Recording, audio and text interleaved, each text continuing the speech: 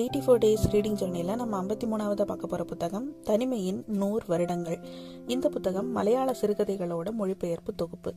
இந்த மொழிபெயர்ப்பு கதைகளில் வெவ்வேறு ஆசிரியர்களோட கதைகள் இருக்கு.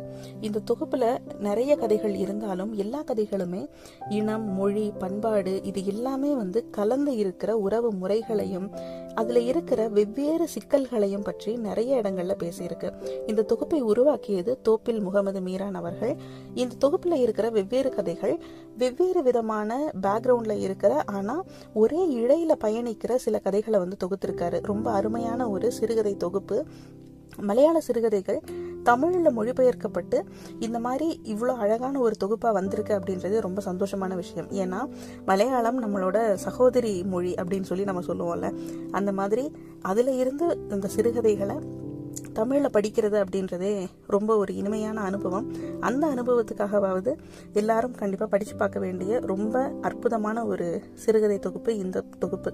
அதே மாதிரி மனுஷங்களோட மனநிலையையும் அவங்களோட வாழ்வியலில் இருக்கிற ரொம்ப சிக்கலான இழைகளையும் இங்கே அட்ரஸ் பண்ணி இருக்கிற இந்த கதைகளை நம்ம படிக்கும்போது நிறைய விஷயங்களை நம்ம புதுசாக யோசிப்போம் அப்படின்னு நான் நம்புகிறேன். ஸோ வாய்ப்பு இருக்கிறவங்க கண்டிப்பாக இந்த புத்தகத்தை படித்து பாருங்கள்.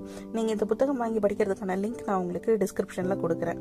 தனிமையின் 100 வருடங்கள் அப்படின்ற இந்த மலையாள சிறுகதைகளோட தொகுப்பு நிஜமாவே ஒரு புது எக்ஸ்பீரியன்ஸாக இருக்கும்னு நான் நம்புகிறேன்.